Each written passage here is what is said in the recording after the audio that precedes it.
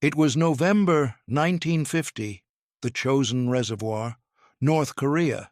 I was a private first class in the 7th Marine Regiment. My job was simple.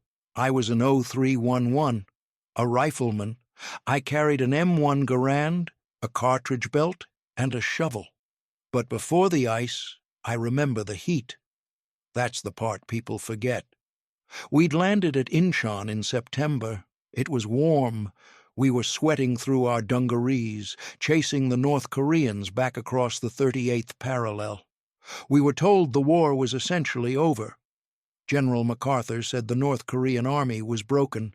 He said the boys would be home by Christmas. We believed it because we wanted to believe it. We were drunk on victory.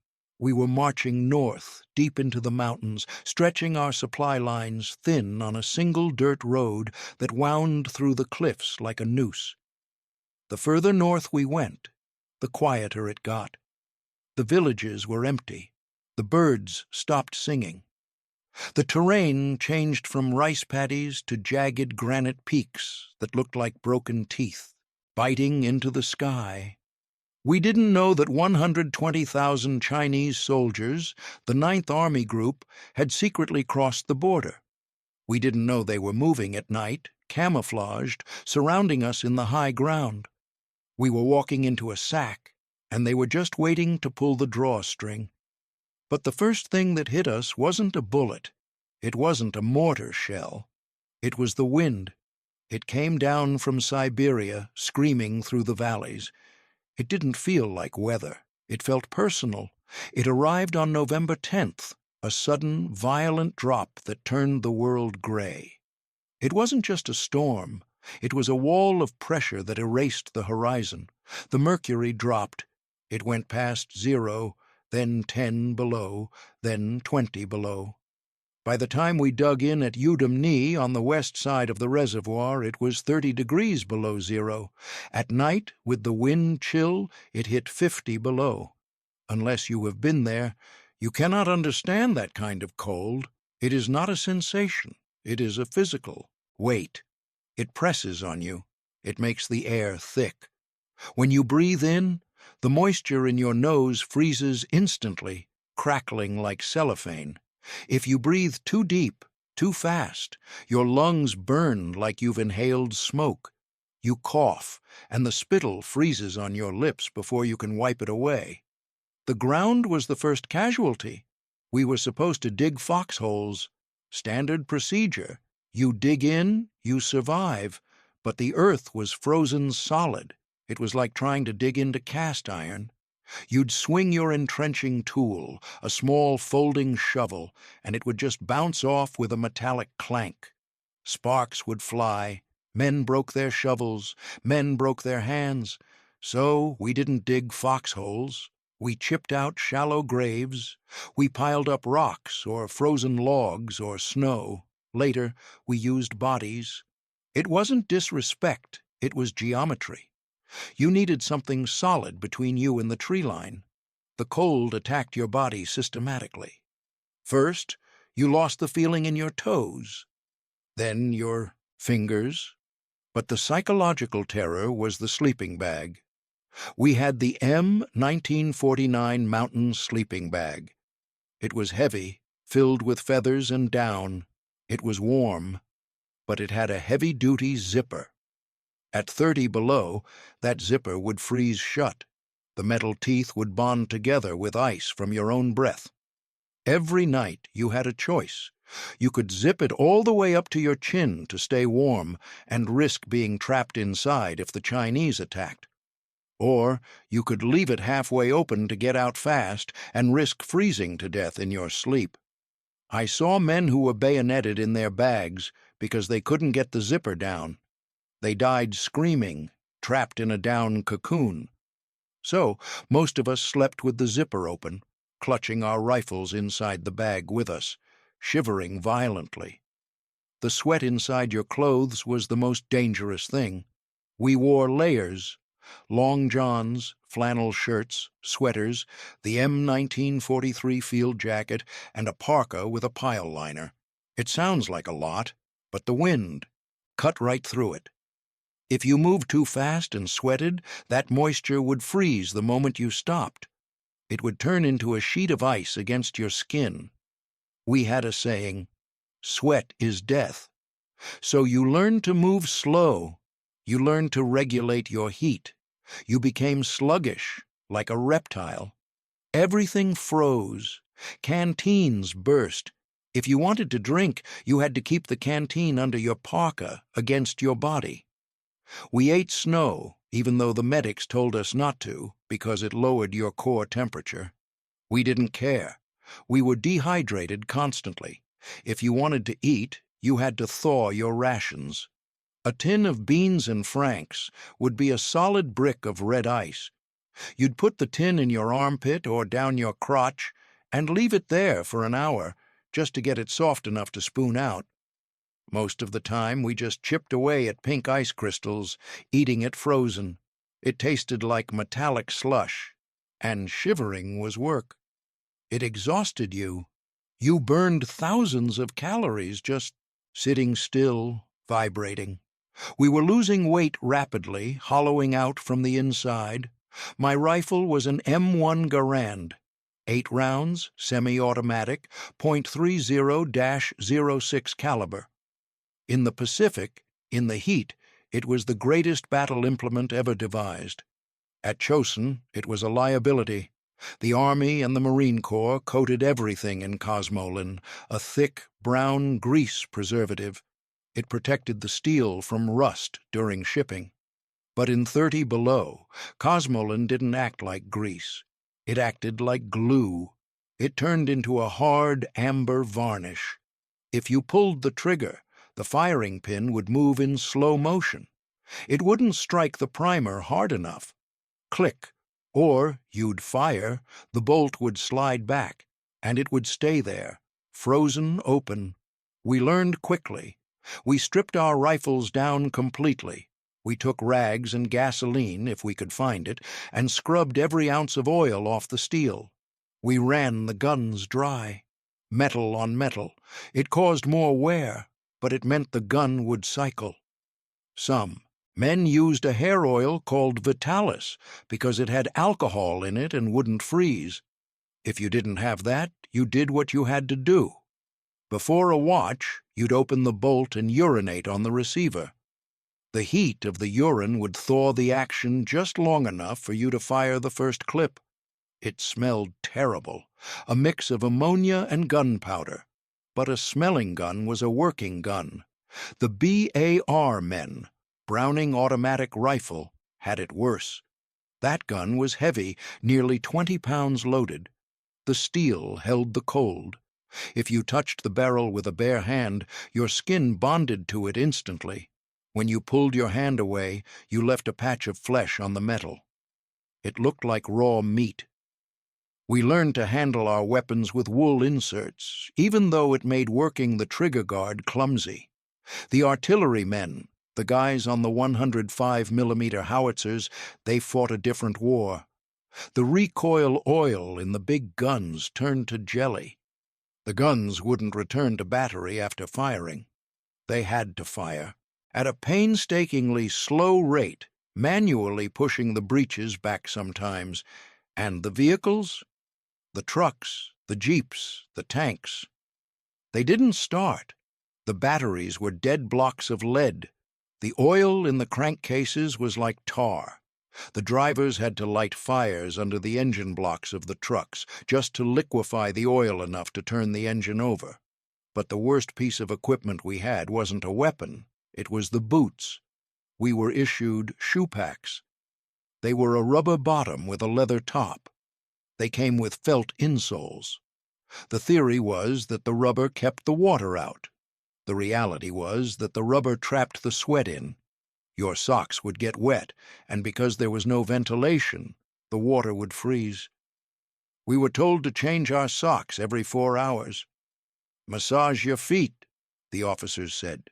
But in the middle of a firefight, or when the wind is howling at 50 miles an hour, you don't take your boots off.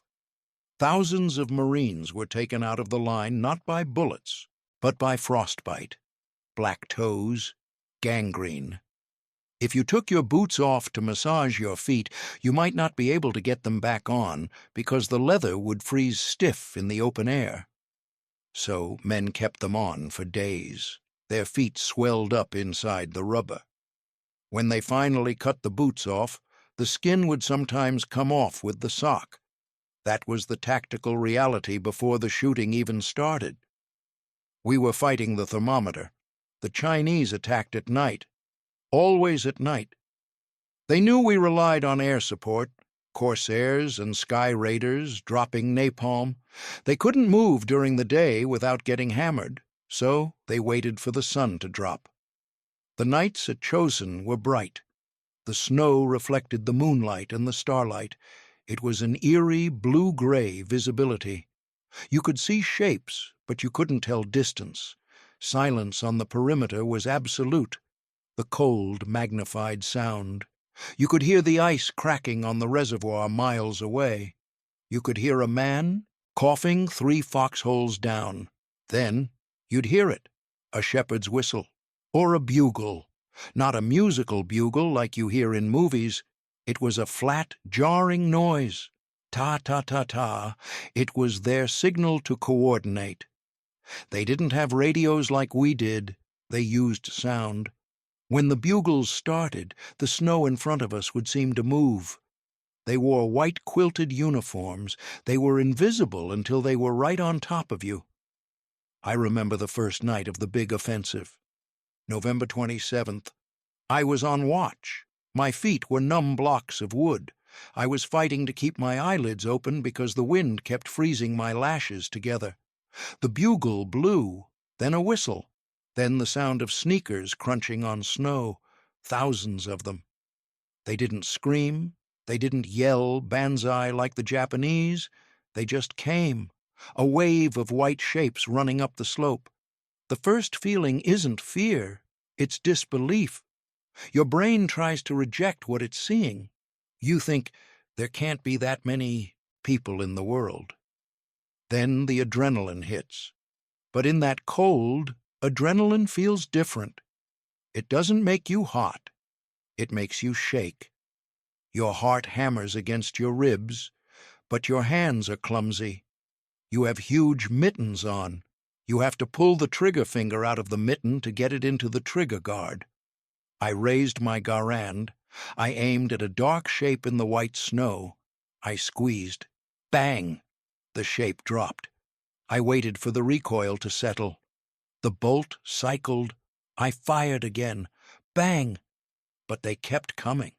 They had these burp guns, PPSH-41 submachine guns. They fired fast, a buzzing sound like a chainsaw. They threw grenades, stick grenades with wooden handles. They would spin through the air, clattering on the rocks. The noise became a solid wall. The heavy machine guns opened up, the .30 calibers. The water in their cooling jackets was mixed with alcohol/antifreeze, but even they struggled. If a gun jammed, you had seconds to clear it before you were overrun. You stopped, thinking. You became a machine. Load clip, ping, load clip, ping.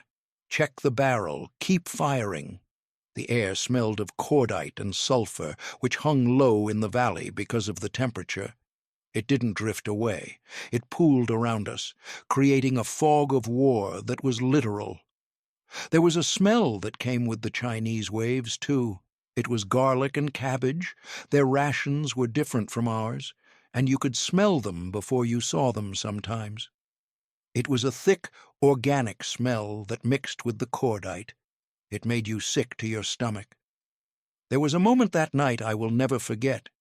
A Chinese soldier, maybe 17 years old, breached our line. He jumped into the foxhole next to mine. I turned.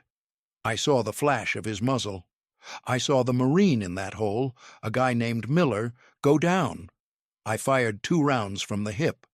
The Chinese soldier collapsed. I crawled over to Miller. He was gone. But the Chinese soldier was still breathing. He was looking at me. He wasn't. Reaching for his weapon. He was reaching for his hands. They were black. He had no gloves. He had been fighting with bare hands in 30 below weather. He wasn't asking for mercy. He was just looking at his ruined hands.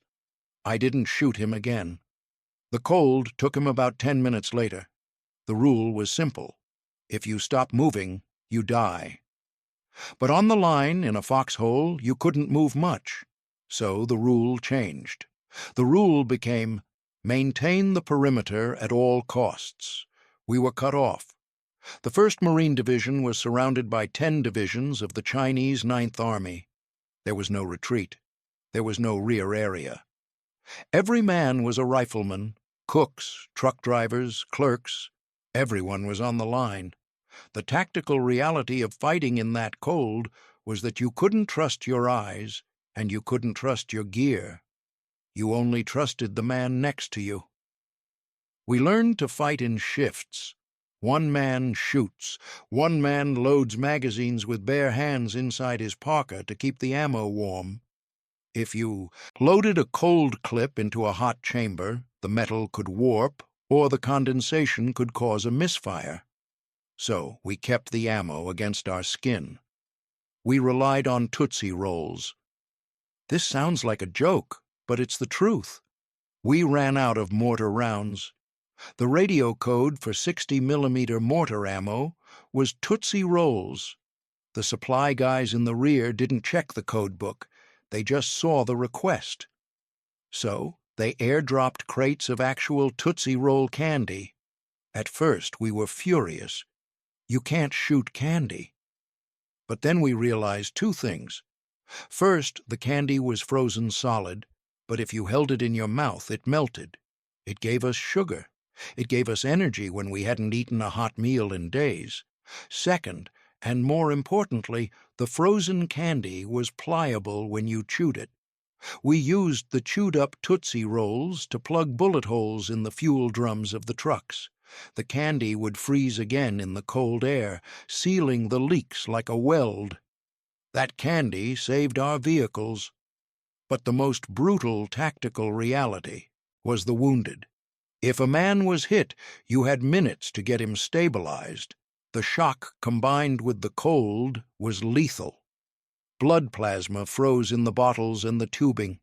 The medics, God bless the corpsmen, they would put the plasma bottles inside their coats, against their chests, to warm them up before hooking them up to a wounded Marine.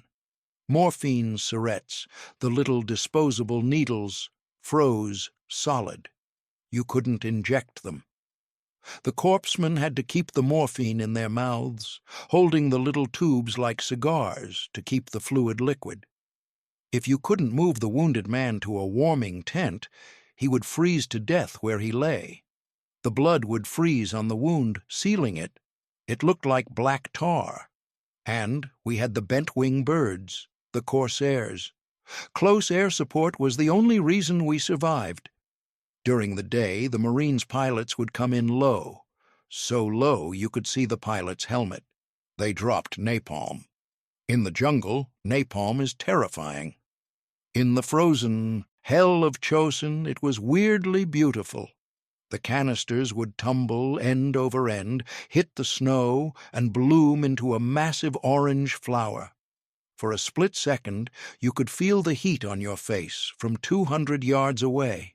It was the only warmth we felt for 2 weeks. But the smoke from the napalm didn't rise. It stayed flat against the ground, mixing with the snow, creating this black, oily slush that coated everything. We breathed it in. We tasted it. I remember the morning after the first big assault. The sun came up, weak and pale. It offered light, but no heat. The slope in front of us was covered in mounds of white and mustard yellow, the color of the Chinese uniforms. Hundreds of them, frozen in the positions they died in, arms reaching out, knees bent. The cold had preserved them instantly. There was no rot, no smell of decay, just the statues of dead men. We had our own dead, too. There was a kid from Pennsylvania. I won't use his real name. We called him Sully. He was 18. He was my ammo carrier. During the fight, He'd been hit in the neck. It wasn't a big wound, but it was enough. He'd slumped down in the corner of our shallow pit. When the sun came up, I went to check on him. I thought he was asleep. I shook his shoulder. He was solid. He was frozen to the ground. His eyes were open, covered in a thin film of frost. The cost wasn't just the death. It was the lack of dignity we could afford the dead. We couldn't bury them. The ground wouldn't take them. We had to stack them. We stacked the bodies of our friends like cordwood outside the perimeter. We covered them with tarps. Sometimes, if the fire was heavy, we used the frozen bodies as sandbags. It sounds monstrous now, but in that place, at that time, a dead Marine could save a living one. It was the only cover we had. I sat there, eating a can of frozen fruit cocktail, looking at Sully's boots sticking out from under a poncho.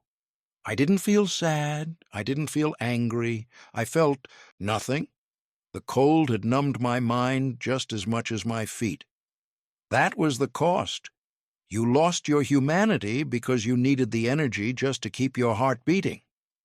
And there were the civilians, the refugees. They followed us. North Korean families trying to get south, away from the Chinese army. Old men, women, babies strapped to their backs.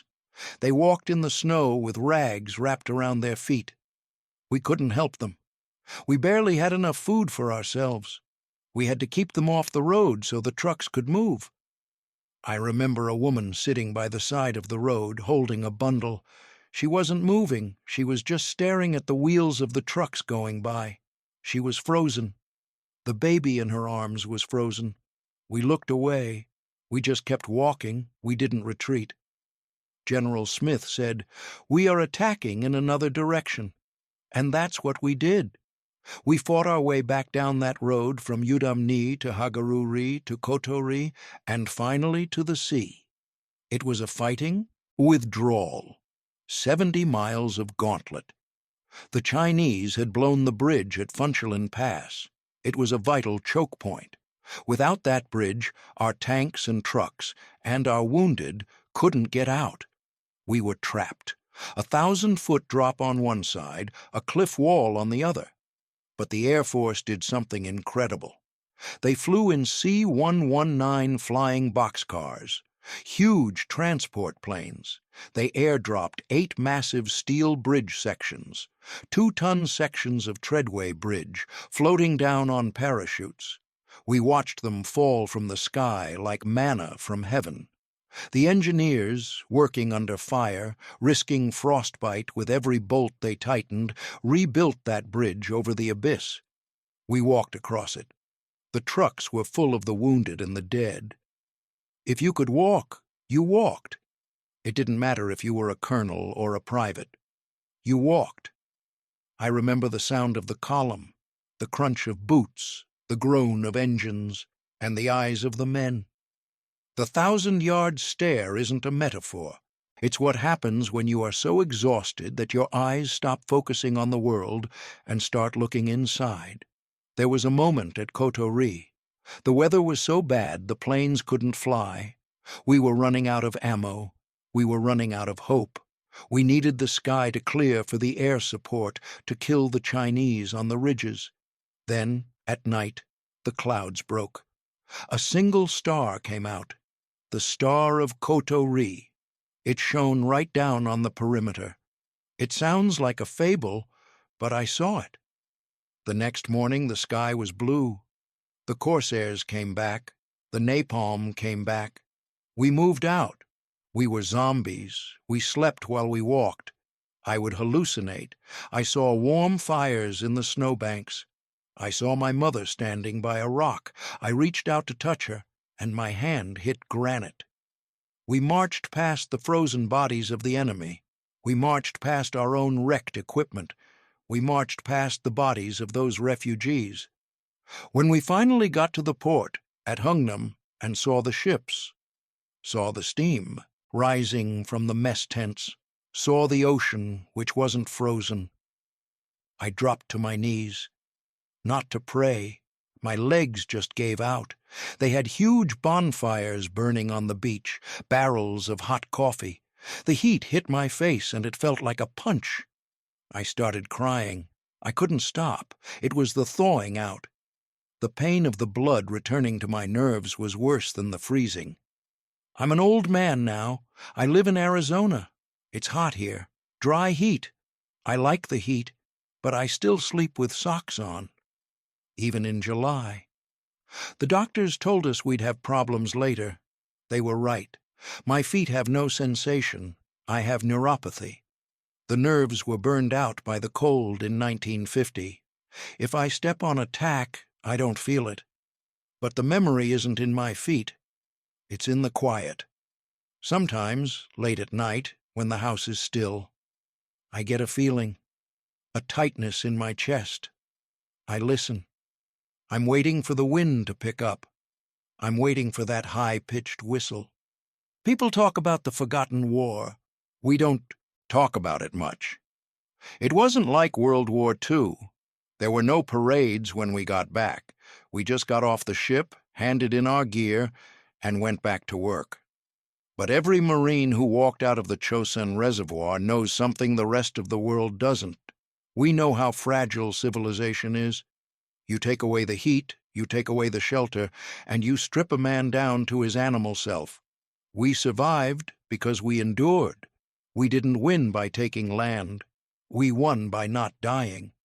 I remember the sound of the mortars coming in, the thump of the tube, then the whistle of the shell falling. But that wasn't the worst part.